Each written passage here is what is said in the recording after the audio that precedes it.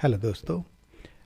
आज हम आपके सामने एक कविता लेके आए हैं जो सर हेनरी वोटन की लिखी हुई है और जिसका टाइटल है the character of a happy life. तो दोस्तों, सबसे पहले मैं आपको एक दो बातें बताना चाहूँगा इस कविता में, कविता के कवि के बारे में और कविता में जो लैंग्वेज यूज हुई है उसके बारे में, ताकि आपको आपको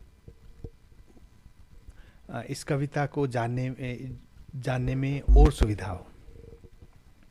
तो सबसे पहले मैं आपको बताता हूँ सर हेनरी वोटन के बारे में। सर हेनरी वोटन एक इंग्लिश पोइट थे या कवि थे और इनका जन्म 1568 में हुआ था। तो इनका जीवन काल रहा 1568 से 1639 के बीच में। दूसरी बात यह है दोस्तों कि आप जब ये कविता आप पढ़ते हैं तो शायद आपको भी लगे कि इसमें कई शब्द ऐसे हैं जो मतलब डिक्शनरी में अगर आप ढूंढते हैं तो आपको मिलते हैं, लेकिन ज़्यादातर आम बोलचाल की भाषा में ये लैंग्वेज प्रयोग नहीं होती। तो इसके एक दो ये इसलिए होता है कि जैसे कि आप देख सकते हैं कि सर हेनरी की ये कविता लगभग 15 या 16 शताब्दी के बीच में लिखी गई थी।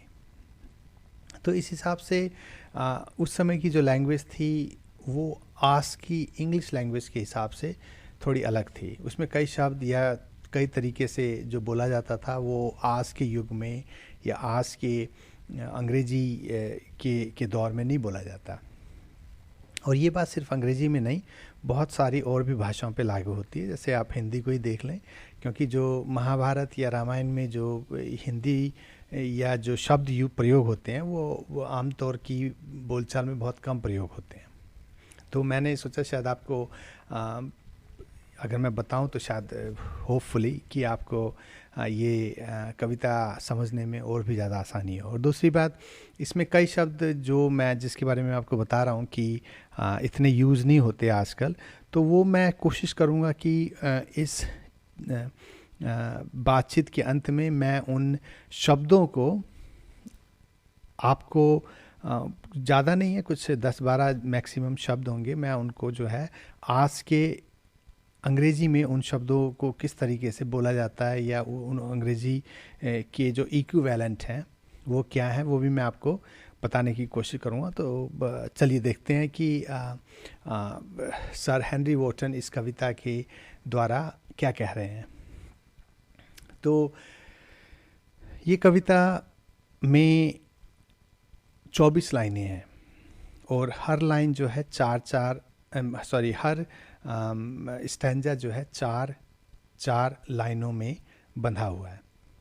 तो सबसे पहले मैं कोशिश करूँगा आपको कि वो स्टैंजा में कवि जो कहना चाहते हैं उसको हूबहू मैं हिंदी में उतारने की कोशिश करूं और उसके बाद हम उसको समराइज करेंगे, मतलब उसका जो मेन एसेंस है उसको निकालने की कोशिश करेंगे कि इन स्टैंजर्स में कवि क्या कहना चाहते थे। तो चलिए शुरू करते हैं। तो पहला स्टैंजा, उसमें कवि कहता है कि how happy is he born and taught that serveth not another's will, whose armor is his honest thought and simple truth his utmost skill। तो कवि का भाव इन चार लाइनों में ये है कि कितना खुश है वो इंसान जो पैदा हुआ है इसलिए, और जो जानता है कि उसे दूसरों की इच्छा के अनुसार काम नहीं करना है। ऐसे व्यक्ति का कवच उसके ईमानदार विचार हैं और जिसकी सरल सच्चाई उसका परम कौशल। तो दोस्तों ये तो ट्रांसलेशन हो गई इसकी, लेकिन इसका जो एसेंस है वो कवि ये कहना चाहता है कि ऐसा इंसान जो जानता है कि उसे दूसरों के आदेश के अनुसार या दूसरों के विचार के अनुसार काम नहीं करना है, वो बहुत खुश होता है। वो व्यक्ति सही में खुश है, और उसको उसको बचाते हैं, या उसका जो कवच है, जैसे पहले होता था ना, लड़ाइयों में लोग अंगवस्त्र पहनते थे लोहे के या कवच। शायद आपको पता भी होगा, मैंने कहा कई आजकल क्या होता है कि हिंदी हम धीरे धीरे भूलते जा रहे हैं, और उसकी जगह अंग्रेजी के शब्द ज़्यादा यूज़ होने लग गए हैं। तो एक रेफरेंस के लिए मैंने आपको बताया कि उसका जो कवच होता है वो होते हैं उसके ईमानदार विचार, और उसका जो कौशल होता है, जो जिसमें वो मतलब पराक्रमी है, वो होता है उसकी सरल सच्चाई।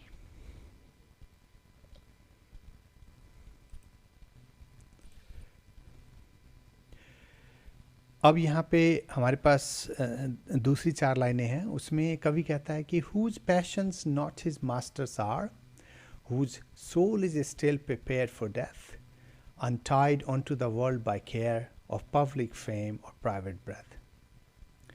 तो इसमें कवि का कहना है कि इस व्यक्ति के जुनून उसके मालिक नहीं होते, उसकी आत्मा मृत्यु के लिए हमेशा तैयार होती है, वो संसार की देखभाल से आज़ाद होता है, और जो ना तो लोक प्रसिद्धि या निजी सांस से बंधा हुआ है। तो कहने का मतलब ये है कि कवि का कहना है कि वो व्यक्ति जो खुश है, ये जो हैप्पी है, वो उसके जो जुनून होते हैं वो उसके मालिक नहीं होते। वो कभी भी वो दिमाग से काम लेता है, हम इस तरीके से कह सकते हैं। उसकी आत्मा मृत्यु के लिए हमेशा तैयार होती है। तो वो इसलिए क्योंकि उसे पता है कि मृत्यु सत्य है, वो एक ना एक दिन जरूर आनी है। वो संसार के जो बंधन होते हैं उससे आज़ाद होता है। ना तो उसे लोक प्रसिद्धि अपने में बांध पाती है, ना कोई क्या कहते हैं कोई दूसरा इंसान। तो कहने का मतलब है वो हर चीज़ से वो आज़ाद होता है। ना वो जुनून, उसके पास जुनून होता है क्योंकि वो जुनून से काम नहीं लेता। उसकी आत्मा, उसको पता होता है कि मृत्यु कभी भी आ सकती है। संसार के जो बंधन है उनसे वो आज़ाद होता है, चाहे वो एक व्यक्ति का हो या प्रसिद्धि द्वारा मिली हो। अब हम आ जाते हैं हेनरी वॉटसन की तीसरे स्टैंजा पर। यहाँ पर कवि कहता है, Who envies none that chance doth raise, nor wise who never understood how deepest wounds are given by praise, nor rules of state but rules of good। तो वो व्यक्ति किसी की ईर्ष्या नहीं करता जो महज अवसर से उठ गए हों, मतलब वो उनको प्रसिद्धि मिल गई हो। और ना तो वो दुष्ट होता है उनके प्रति जो ये नहीं समझ सकते कि चापलूसी गहरे घाव देती है। वो संसार के नियमों से नहीं बल्कि अच्छे नियमों से सलूक करता है। तो इसमें अगेन आप देखेंगे कि ये व्यक्ति में ना तो ईर्ष्या है ना वो दुष्ट है। वो अगर कोई उससे प्रसिद्धि में, पैसे में, धन में, दौलत में, किसी भी तरीके से अगर कोई व्यक्ति उससे ऊपर है तो वो उनके प्रति ईर्ष्या नहीं करता, और वो उनके प्रति भी दुष्ट नहीं होता, या उनके प्रति भी उसकी जो सोच है वो बिगड़ती नहीं है कि जिन्हें इतनी समझ नहीं है कि चापलूसी गहरे घाव देती है। वो संसार के बनाए नियमों से नहीं बल्कि अच्छे नियम से सलूक करता है। अब संसार के ये यहाँ दोस्तों ये बात जाननी ज़रूरी है कि जितने भी मतलब संसार में नियम बने हैं, ज़रूरी नहीं है कि हर नियम अच्छा हो। ठीक है, तो उसकी अपनी समझ है, उसकी अपनी सोच है। तो वो उन सोच और वो जो उसकी जो अच्छी सोच है वो उस नियम का पालन करके व्यवहार करता है, मतलब बिहेव करता है। तो दूसरी 4 लाइनें हमारे पास हैं यहाँ पे। Who hath his life from rumors freed, whose conscience is his strong retreat, whose state can neither flatters feed, nor ruin make oppressor great। तो इन 4 लाइनों में कवि कहता है कि इस व्यक्ति का जीवन अफवाहों से मुक्त है, उसका विवेक उसका मजबूत आश्रय है, मतलब उसको प्रोटेक्शन देता है, जिसकी अवस्था चापलूसों से नहीं बनती। अगर वो संपन्न है, ना ही उसकी निर्धनता उसके उत्पीड़क को महान बनाते हैं। तो दोस्तों इसमें कवि कहना चाहता है कि इस व्यक्ति को अफवाहों से कुछ लेना देना नहीं होता, क्योंकि उसके पास एक विवेक होता है। वो अपने विवेक से निर्धारण कर सकता है कि कौन सी बात ठीक है और कौन सी गलत है।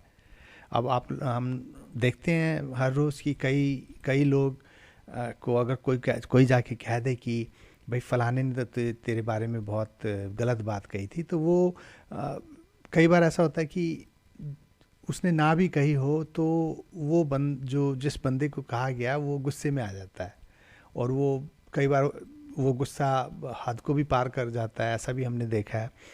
तो उस ऐसी जगह में कई बार ऐसा होता है कि हम अपना विवेक प्रयोग नहीं करते, यूज़ नहीं करते।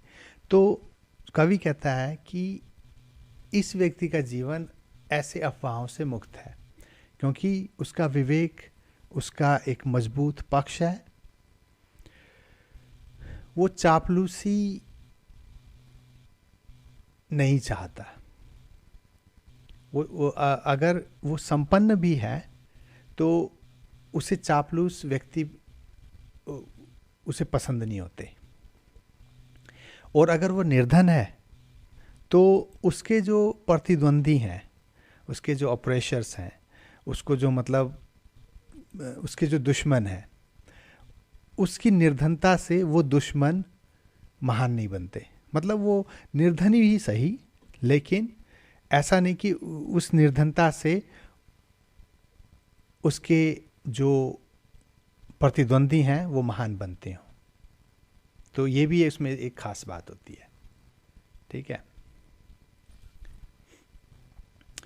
अच्छा, सेकेंड लास्ट लाइनें हमारे पास हैं कि who God doth late and early pray, more of his grace than gifts to lend, and entertains the harmless day with a religious book or friend। तो ये व्यक्ति ईश्वर की देर और जल्दी प्रार्थना करता है ताकि उसकी कृपा बनी रहे, ना कि उपहार की कामना से, और हानि रहित दिन को व्यतीत करता है एक धार्मिक पुस्तक या मित्र के साथ। तो दोस्तों इसमें कवि कहता है कि ऐसा व्यक्ति सुबह और शाम को प्रार्थना करता है ईश्वर की, और वो प्रार्थना इसलिए नहीं करता कि ईश्वर उसे गिफ्ट दे या ईश्वर से उसे धन की प्राप्ति हो या कोई मतलब ज़मीन की प्राप्ति हो। वो ईश्वर की प्रार्थना इसलिए करता है ताकि ईश्वर की कृपा उस पर बनी रहे, और वो अपने हानि रहित दिन को व्यतीत करता है। तो दोस्तों यहाँ पे ये बता देना ज़रूरी है कि ये हानि रहित दिन क्या है। हानि रहित दिन कवि के हिसाब से या कवि की सोच से हानि रहित दिन वो है क्योंकि ऐसा व्यक्ति का कोई भी दिन हानिकारक नहीं होता, वो हमेशा हानि रहित ही होता है। क्योंकि जब ना तो आप किसी की चापलूसी सुनते हैं, ना आप किसी की चापलूसी करते हैं, ना आप किसी को दुख देने देते हैं, ना आप किसी को दुख देते हैं, ना आप किसी की बुराई करते हैं, ना आप किसी की बुराई सुनते हैं। तो अगर कोई व्यक्ति इस तरीके से व्यवहार करता है तो उसके लिए हर दिन हानि रहित है, क्योंकि ना किसी का बुरा हुआ, ना किसी की मतलब हानि हुई, ना किसी का बुरा सुना, तो वो भी हानि रहित हुआ। तो हानि रहित को कवि ने इस तरीके से मतलब वो किया है, हानि रहित दिन का एग्जाम्पल दिया है। तो इसको इस तरीके से अगर आप लेंगे तो शायद इसको समझने में आपको थोड़ी आसानी हो। तो वो जो व्यक्ति है वो अपने हानि रहित दिन को इस तरीके से व्यतीत करता है। और ऐसे दिन में उसके पास या तो एक धार्मिक पुस्तक होती है या मित्र होता है। ठीक है, तो इसको एक बार फिर मैं वो कर लूँ, क्योंकि बीच में मैं ये आपको बताने लगा था तो शायद थोड़ा मतलब ऑफ टॉपिक हो गया था। तो यहाँ पे वो कहता है कि वो ईश्वर की सुबह और शाम को प्रार्थना करता है, उपहार की कामना से नहीं, ताकि ईश्वर की कृपा उस पर बनी रहे। और ऐसा हर हानि रहित दिन वो या तो एक धार्मिक पुस्तक या अपने मित्र के साथ व्यतीत करता है। और इन लास्ट 4 लाइनों में कवि कहता है, the man is freed from servile bands of hope to rise or fear to fall, lord of himself though not of lands, and having nothing yet hath all। तो इन 4 लाइनों में कवि का कहना है कि ऐसा आदमी दास्ता के पट्टों से मुक्त है, जो ऊपर बढ़ने की आशा गिरने की आशंका से होती है। ये भूमि का स्वामी ना सही पर खुद का स्वामी है, और जिसके पास कुछ होने के बावजूद सब कुछ है। तो ये तो खैर काफ़ी इजी है ट्रांसलेशन के बाद भी, मतलब कि इस आदमी के ऊपर दास्ता के पट्टे नहीं पड़े हुए। ये इसे ना तो आशा है कि मैं मतलब काफ़ी धन दौलत कमाऊं या फिर मैं बहुत ऊंचा जाऊं, लोग मुझे रेस्पेक्ट दें, और ना ही इसे निर्धन होने की या फिर नीचे आने की कि मेरी प्रसिद्धि कम हो जाएगी, मेरे पास धन नहीं होगा, तो ऐसी चीज़ों की भी आशंका इसे नहीं है। ये इसके पास ज़मीनी का बेड़ा ना हो, इसके पास ये भूमि का स्वामी ना हो, पर ऐसा व्यक्ति खुद का स्वामी होता है, और जिसके पास कुछ ना होने के बावजूद भी सब कुछ होता है। तो दोस्तों, ये एक प्रयास था आपको बताने का कि सर हेनरी वोटन की कविता the character of a happy life का जो भाव है या भावार्थ है हिंदी में, या उसकी जो समरी है वो किस तरह की है। और मैं आशा करता हूँ कि शायद आपको पसंद आया हो, और अगर आपको पसंद आया हो, आपका कोई क्वेश्चन हो इस कविता को लेके या आपको, तो हमें नीचे कमेंट करके ज़रूर लिखें, अपने विचार ज़रूर हमें भेजें। और उसके बाद और अगर हम ये जो ट्रांसलेशन या जो हमने इसको अनुवाद करने की कोशिश की थी, ये अगर आपको पसंद आया हो, आपको लगा हो कि वीडियो उपयोगी था, तो प्लीज़ प्लीज़ प्लीज़ हमें सब्सक्राइब ज़रूर करें। और मैं आगे भी कोशिश करूँगा कि जो आपकी कोर्स की जो अन्य चीज़ें हैं इंग्लिश की, वो इन्हें यहाँ पे ला के आपके साथ शेयर करने की कोशिश करूँ। तो आज के लिए बस इतना ही। धन्यवाद, फिर मिलेंगे।